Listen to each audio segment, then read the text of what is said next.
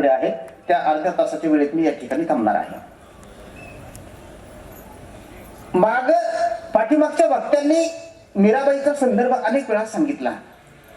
चिंतनाने काय फायदा होतो हे या ठिकाणी मी सांगत असताना, चिता चिंता समायुक्ता बिंदू मात्र समासेन सजीवम दहते चित्ता निर्जीवम दहते चिंता. सजीवम दहते चिंता निर्जीवम दहते चित्ता. सजीव माणसाला जाळते त्याला चित्ता म्हणतात,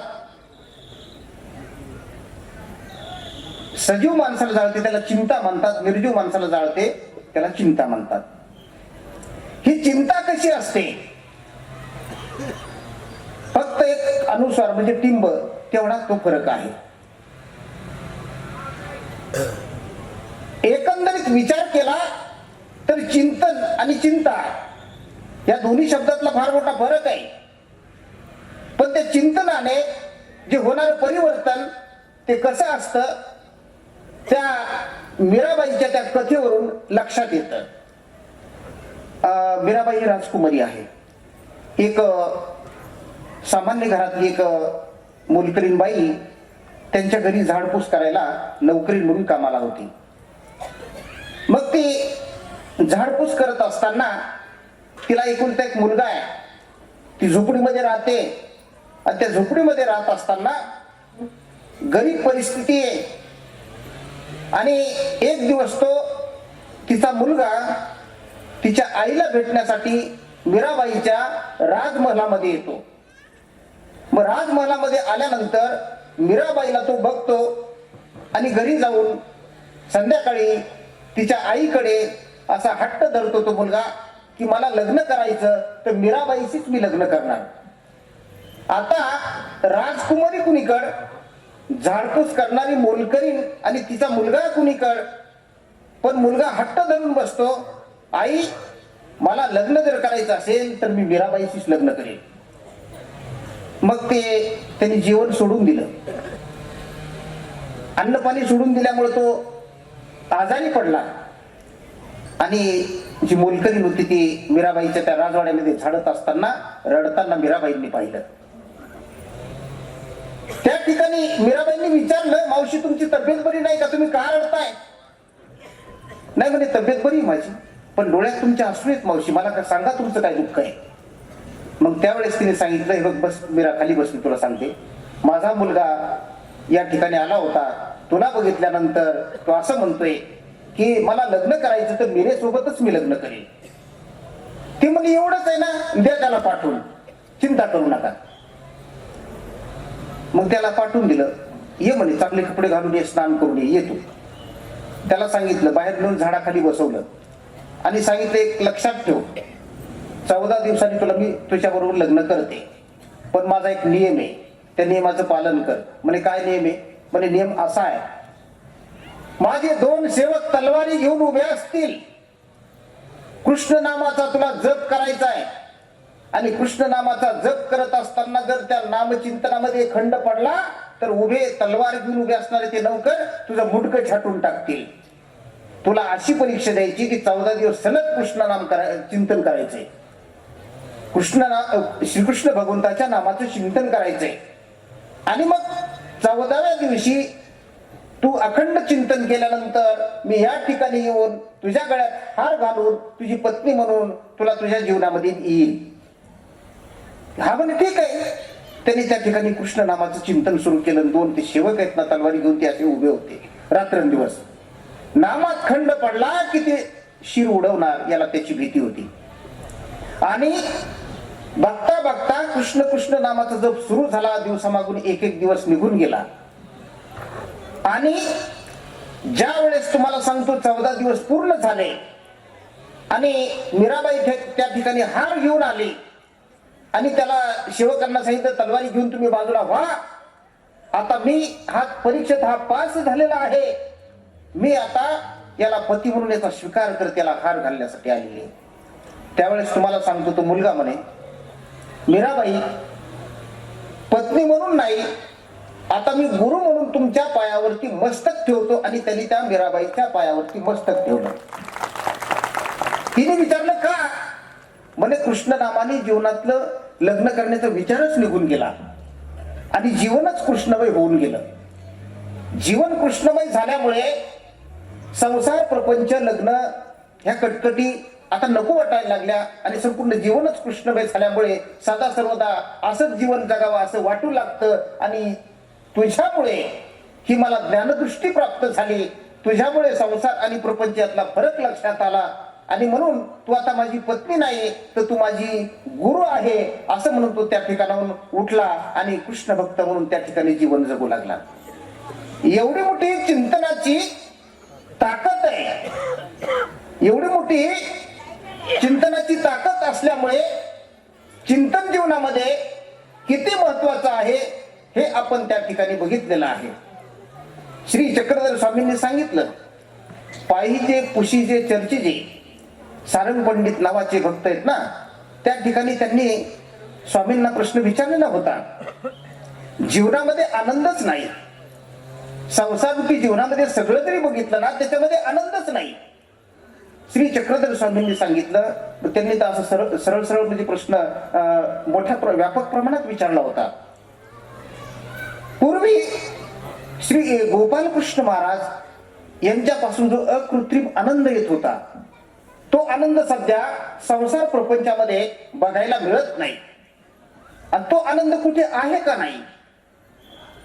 त्यावेळेस श्री चक्रधर स्वामींनी सांगितलं, पाहिजे पुशीजे चर्चीजे अति तेथ अति.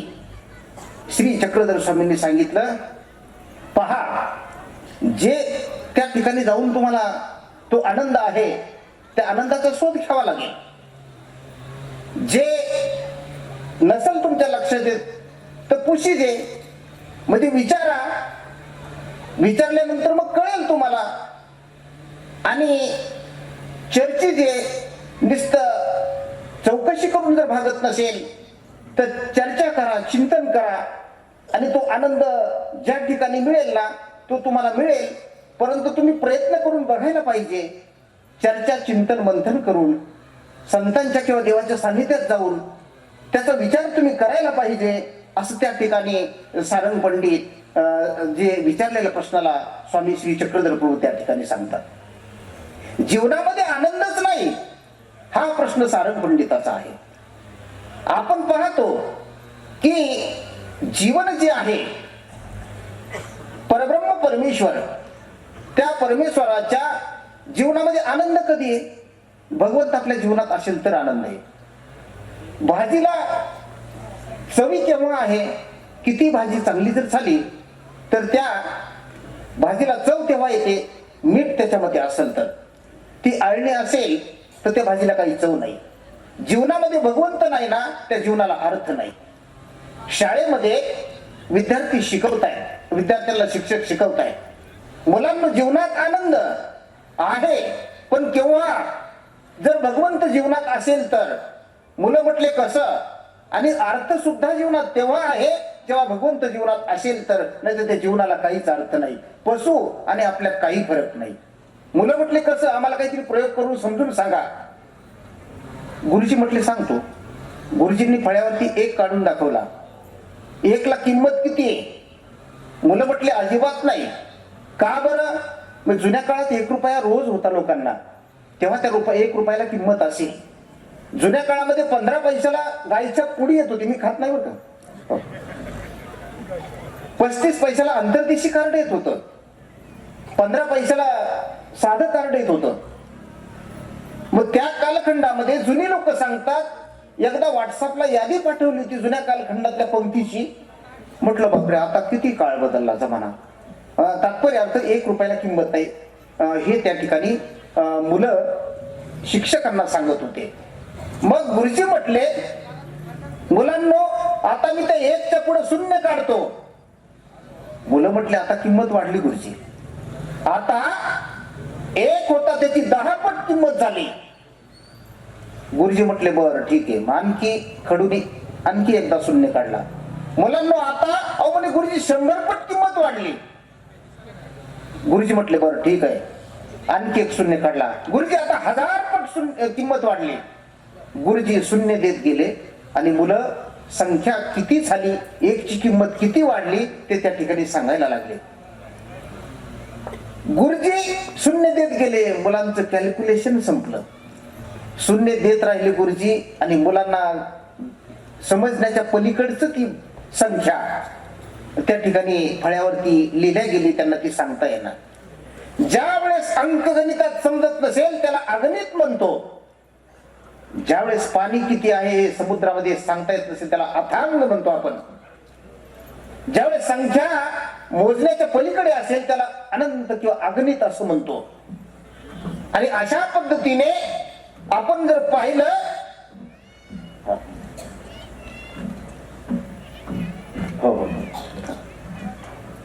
मग गुरुजींनी त्या ठिकाणी मुलांना सांगितलं एकची किंमत इतकी वाढली, एकची किंमत इतकी वाढली, जेवढे शून्य दिले तितकी किंमत वाढली. आणि आता मी एक काम करतो. काय? गुरुजींनी एक त्या ठिकाणी पुसून टाकला आणि मुलांना विचारलं की आता त्या शून्यांना काय किंमत. गुरुजी पोरं म्हटले गुरुजी एक पुसल्यामुळे त्या शून्यांना काय किंमत, झिरो आपण ज्याला म्हणतो ते झिरोना काय किंमत. तात्पर्य अर्थ एक मुळे त्या सगळ्या शून्यांना किंमत होती ना, तसं आपल्या जीवनामध्ये भगवंत असेल तर आपल्या जीवनाला किंमत आहे. जर परमेश्वरच जीवनात नसेल तर ते जीवनाला अर्थ काय आणि ते जन्माला येण्याला काय अर्थ आहे. सूचनेप्रमाणे थोडं हिंदी पण बोलावं असं या ठिकाणी सूचना आल्यामुळे थोडासा प्रयत्न तसाही करतो. आमचे सन्मित्र मानस शास्त्री ते उत्तर भारतात राहिल्यामुळे त्यांना हिंदी एवढी फास्ट जमत होती कालची की मलाही त्या ठिकाणी पाहून आश्चर्य वाटलं. पण ते आता तुम्ही आमच्याच भागातले, मी तुमच्या भागातला आहे, त्यामुळे माझी तुम्हाला सवय, तुम्हाला माझी सवय. पण या भागात जमलेली जी मंडळी आहेत त्यांना थोडं समजलं पाहिजे. नाही तर काय होतं की एक महाराष्ट्रातला साधू तेलंगणात आला असं सांगतात आमची जुने गोष्ट, जुने संत सांगायचे. अंधारात उभे राहिले. मग ती घरातली बाई म्हणे ये मध्ये, म्हणजे काय पाहिजे. त्याला वाटलं ये मध्ये म्हणजे आत या असं म्हटली काय. ते पटकनी मध्ये आले, जाऊन बसले. ती मोठ्याने कालवा करायला लागली, ओळख नाही पळत नाही, मध्ये येऊन बसले. कानडीने केला मराठा भ्रातारे एकाचे उत्तर एका नये, तैसे नको करू मज कमळापती देया संगती सज्जनांची. एकंदरीत विचार केला, तेलंगणामध्ये समाधान वाटलं. आपल्यापेक्षा श्रद्धा आणि भावभक्ती असणारे भाविक या तेलंगणामध्ये. चरित्रात तसा उल्लेख येतो की श्री चक्रधर स्वामींच्या सानिध्यामध्ये माहिती हरी आणि बाकीचे सद्भक्त त्यांनी स्वामीला गोष्ट सांगितली की तेलंगणा मधला परिसर किंवा भाविक भक्त आपल्या महाराष्ट्रापेक्षा किती भाविक आणि श्रद्धा संपन्न आहेत ते त्यांनी सांगितलं भक्तांनी. म्हणे आपल्या महाराष्ट्रात दुष्काळ पडला आणि खायलाच मिळत नव्हतं, लोक उपाशी मारायला लागले. म्हणे मग ते भक्त स्वामींना सांगायला लागले, आमच्यातले 2-4 लोकांची टीम तयार केली आम्ही, एखादा गोरक्षनाथ तयार केला आणि खेड्यात आम्ही जायचो. ज्याचा गोरक्षनाथ तयार केला त्याला झाडाखाली निवांत बसवायचो आणि बाकीच्यांनी गावात जाऊन आवाज द्यायचा, तुमच्या गावात गोरक्षनाथ आलाय. भाविक भक्तांची गर्दी जमायची.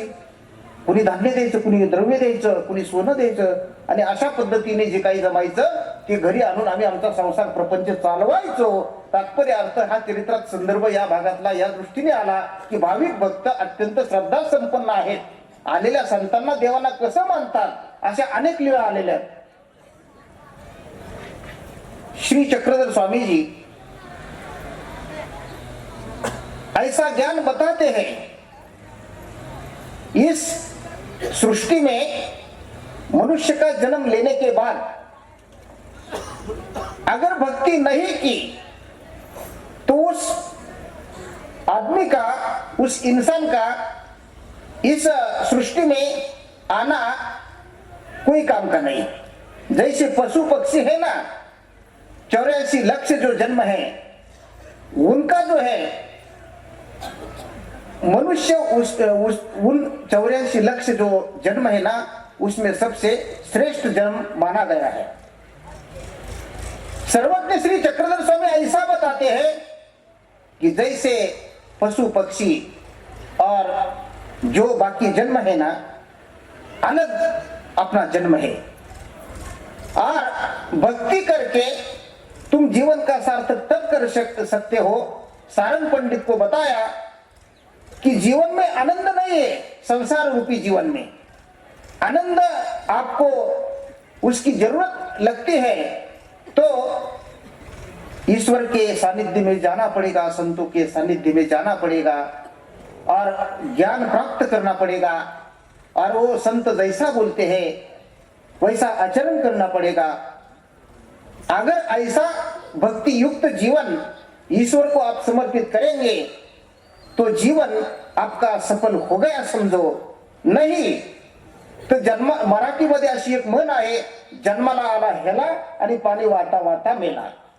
परमेश्वर भक्तीशिवाय त्या जीवनाला अर्थ कसा नाही हे तुम्हाला थोडक्यात सांगतो मी, आणि थोडे हिंदीत त्याचा एक सारांश बाकीच्या भक्तांना सांगून देईन। एकदा एका मुलाचं लग्न झालं आणि लग्न झाल्यानंतर त्याला विदेशात जावं लागलं। आता विदेशात जावं लागलं, आता विदेशामध्ये पहिली माणसं कमी जात होती, आता शिक्षणासाठी जावं लागतं।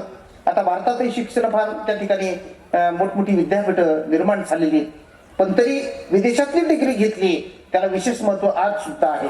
डॉक्टर बाबासाहेब आंबेडकर सुद्धा विदेशात गेले होते। आणि तात्पर्य अर्थ, ज्या मुलाचं लग्न झालं तो गेला विदेशामध्ये, इकडचे महाराष्ट्रातलं गाव आहे आणि सासरवाडी सुद्धा महाराष्ट्रातली आहे।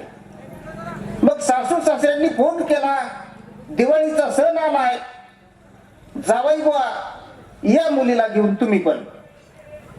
मग जावाई बुवांनी त्या ठिकाणी फोन केला आणि उत्तर दिलं की मी इतका व्यस्त आहे, इतकं माझ्या मग आता जे काही माझं काम आहे, व्यवसाय आहे, जे काही शिक्षण आहे त्यामध्ये एवढा मी व्यस्त आहे की मला यावेळेस अजिबात येता येणार नाही। तुमची दिवाळी तिकडे तुम्ही करून घ्या, आमची दिवाळी आमच्या पद्धतीने आम्ही इकडे साजरी करू। दुसऱ्या वर्षी पुन्हा दिवाळी आली, पुन्हा फोन केला, जावाई बुवा या वर्षी तरी या। त्यांनी सांगितलं अजिबात नाही, मला वेळच नाही। मग तिसरं वर्ष उजडलं, दिवाळी आली, पुन्हा फोन केला, जावाई बुवा या मुलीला घेऊन। लग्न झाल्यापासून काही योगच नाही एखादा सण तुमच्या सहवासात साजरा करायचा।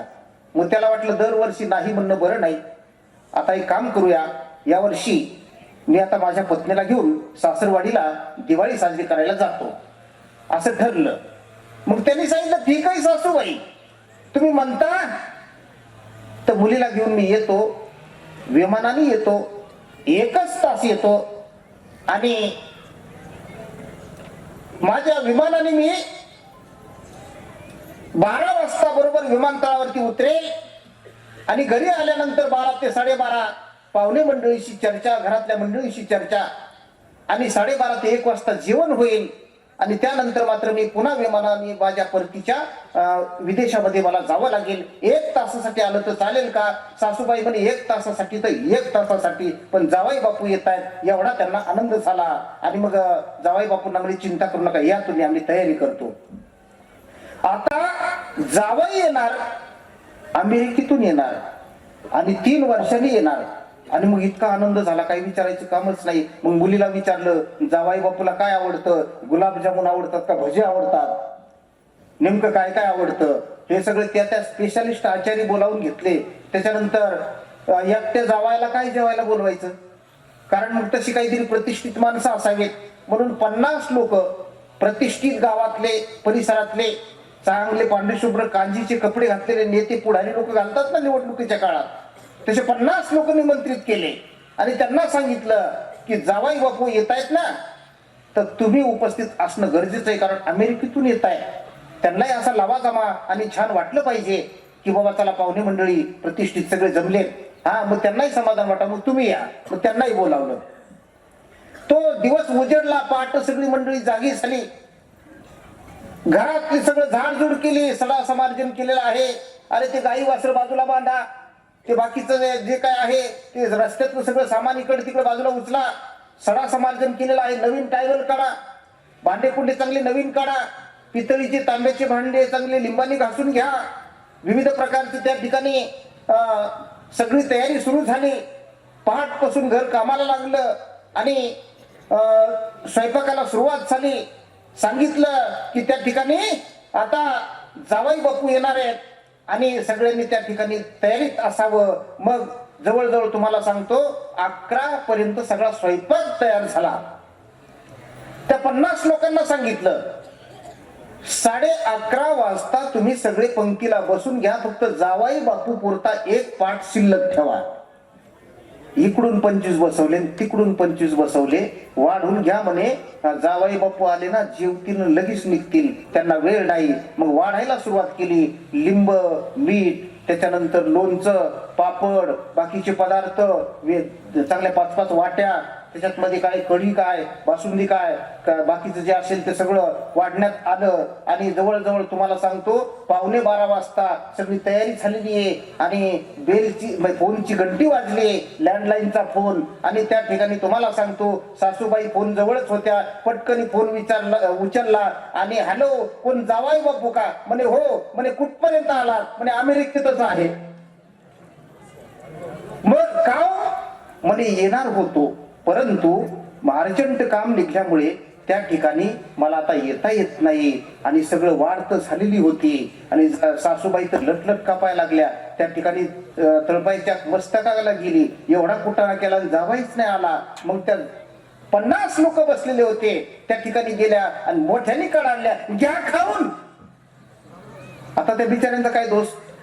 ते म्हणले चिंता करू नको, आम्ही सगळं खाऊन घेतो. अगदी लिंबाची साल आहे ना, जी काही लोणच्याची, ती सुद्धा शिल्लक ठेवत नाही आणि सगळं खाऊन घेतो, चिंता करू नको.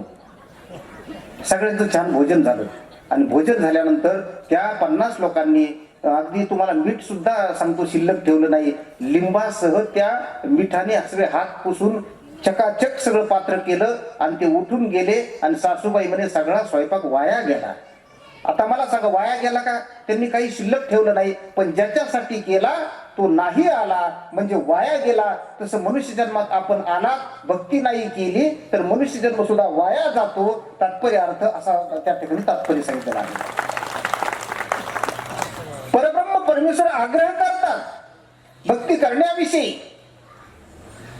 अनेक भक्तांना आग्रह करतात, गावोगावी जाऊन परिभ्रमण करतात, त्यांना ते निरूपण करून प्रवृत्त करून भक्ती मार्गाला लावण्याचं काम श्री चक्रधर स्वामी करतात.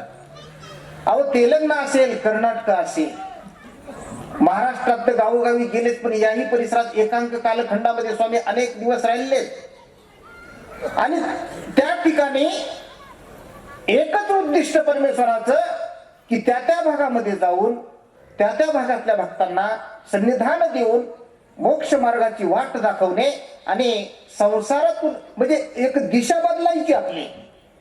ज्या वाटेने आपण चाललो ती संसार रूपी वाट आहे. आणि त्या वाटेतून आपल्याला जसं आपण आता पश्चिमेकडे चाललोत ना, परमेश्वर पूर्वेकडे. आणि जे माळेकराचा दृष्टांत स्वामी सांगतात, ह्या 2 प्रकारच्या वाटा आहे. एक संसार रूपी वाट आहे, दुसरी परमार्थ रूपी वाट आहे. या वाटेने गेला श्री चक्रधर स्वामी माळेकराचा छान दृष्टांत सांगतात. आता माळे जुन्या काळामध्ये होते, आता पण आहेत. ज्वारीचं पीक पेरल्यानंतर त्या ठिकाणी पिकाचं राखण करण्यासाठी हातामध्ये गोफण घेऊन पक्षी हाकलण्यासाठी आणि पिकाचं काही नुकसान होऊ नये म्हणून 4 लाकडं रोवून जे काही माळा तयार करत होते आणि त्या माळ्यावरती तो शेतकरी बसायचा. श्री चक्रधर स्वामींनी त्या दृष्टांताला माळेकराचा दृष्टांत म्हणून त्या ठिकाणी जे दृष्टांत आहेत ना, इतके छान आहेत. तुम्हाला सांगतो मी की श्री चक्रधर स्वामींनी सांगितलेले ते दृष्टांत आपण ऐकल्यानंतर खरंच आपल्या जीवनामध्ये प्रकाश पडल्याशिवाय राहत नाही. आपल्याला त्या ठिकाणी तो मतितार्थ काय सांगायचे स्वामींना ते सांगितल्याशिवाय त्या ठिकाणी लक्षात आल्याशिवाय राहत नाही. माळेकराचा दृष्टांत स्वामी सांगतात. आणि तो माळेकराचा दृष्टांत असा सांगतात की तो कोणी शेतकरी आहे ना, पिकाचं राखण करायला तो माळ्यावरती बसलेला आहे. आणि माळा असा आहे, पिकापेक्षा उंच येतो आणि उंच असल्यामुळे पुन्हा तो उभा राहतोय आणि त्याला सगळीकडचं दिसतंय. जसं आपल्याला लिंगून पल्लीच्या टेकडीवरती सगळं गाव दिसतंय, परिसर दिसतोय, सगळा उंचावर आहे. तसं तुम्हाला सांगतो, तो माळेकार आहे ना, तो उंचावर आहे, त्याला सगळं दिसतंय.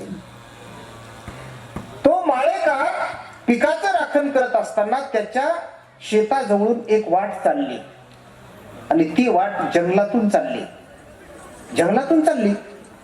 मग आता ती वाट जंगलातून चालली ना, तर त्यांनी पाहिलं ह्या वाटेने माणसं चालले. ती आता गेलेली परत तर यावे ना, संध्याकाळपर्यंत यावं, उद्या यावेत, परवा यावेत, पण माणसं चाललेत पण परतच येत नाहीत.